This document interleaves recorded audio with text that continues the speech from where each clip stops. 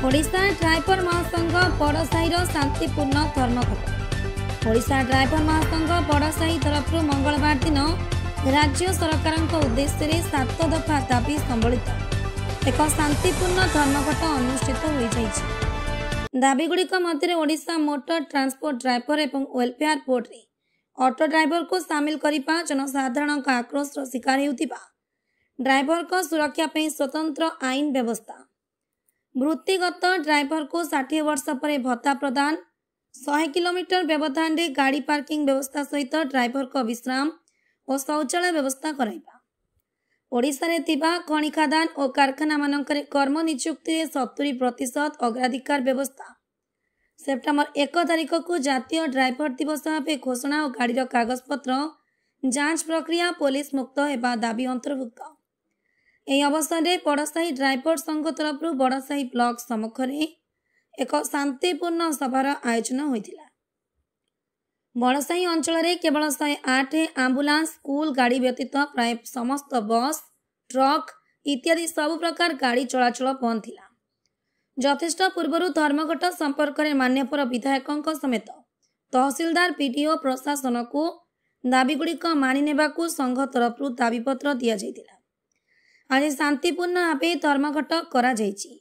जेते दिन पर्यंत सरकार आम दाबी न मानिछंती सेते दिन पर्यंत यह चालू रहिबो बोली ब्लॉक महासंघ सभापति विश्वजीत महांत प्रकाश करिछंती। आज एही कार्यक्रम रे मयूरभंज जिलार माणत्री शाखा सभापति बापुनी सिंह, ब्लॉक महासंघ संपादक ठाकुरा सिंह, ऑल ओडिशा संघर उपसभापति मिट्टू सिंह समेत 300 रु अधिक ड्राइवर सामिल थिले।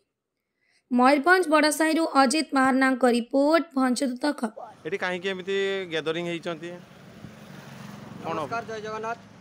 जय जगन्नाथ, जय जगन्नाथ। ओडिशा ड्राइवर महासंघ तथा बड़साही ड्राइवर महासंघर मो विश्वजित महंत बड़साही ब्लॉक सभापति दायित्व अच्छी।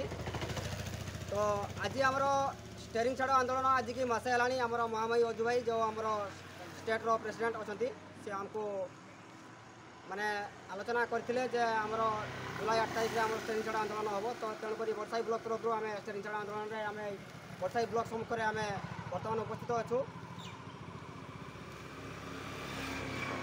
एटी केते जण अछंती? मोटामोटी आमर बड़साही ब्लॉक रे 200 पाखापाखि आमर सदस्य भाई अछंती। तो बर्तमान आमर ये 70-80 भाई बर्तमान अछंती। तो जहाँ भी हो भाई मैंने आहरी आसुंच देखा जाऊ भाई मान भी माने वर्षा जेहेतु हो भाई मैंने आसबार रास्ता विलम्ब हो केते दिन लगी रही आशा कर जो आंदोलनटा आमर महामयी अजू भाई हमको डाकरा देते अनिर्दिष्ट काल आमर यहाँ माने आंदोलनटा अच्छी।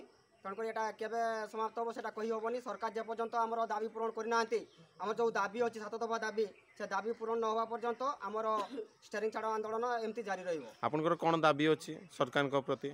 सरकार प्रति आमर दाबी अच्छी मुख्यतः माने आमर वृत्तिगत जो ड्राइवर भाई माने रोचंती 60 वर्ष पर गोटे पेंशन योजना किसी गोटे लागू हो एवं जो ड्राइवर भाई माने एक्सीडेंट हो सारा पर जो गोटे माने जनसाधारण आक्रोश रे शिकार होती से किसी गोटे आईन अणा जाऊ एमती आमर 7 दफा दाबी रही।